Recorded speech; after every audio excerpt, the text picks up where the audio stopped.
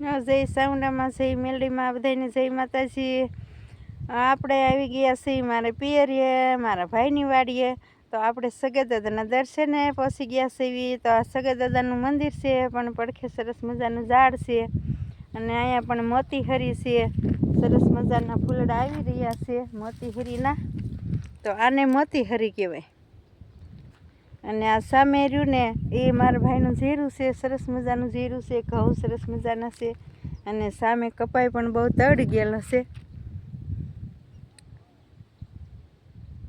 તો સરસ મજાનો કપા છે, અને આનપાના રાઈ પાડોશીના ઘા છે, અને જીરું છે, અને લીલું છે ગાયો માટે વાવેલું।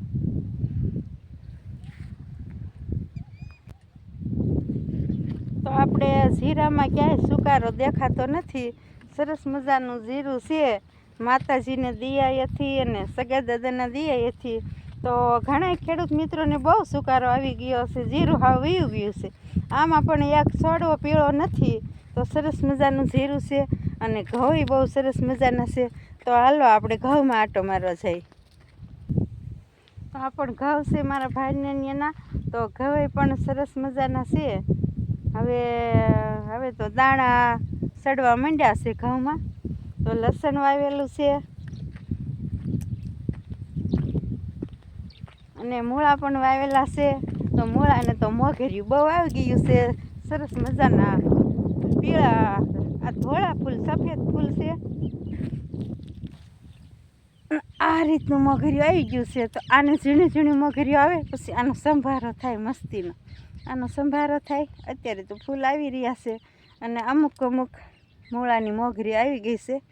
તો એટલે મૂળાની શીંગો કૂણી કૂણી હોય ને તો મસ્તીનો સંભારો થાય છે।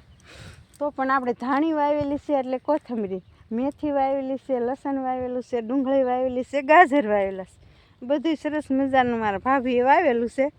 તો આપણે લસણ મોટું બધું થઈ ગયું છે, અને શેણાઈ વાવેલા છે। તો બધાય મિત્રોને જય માતાજી, મળશું આપણે આગલા બ્લોકમાં।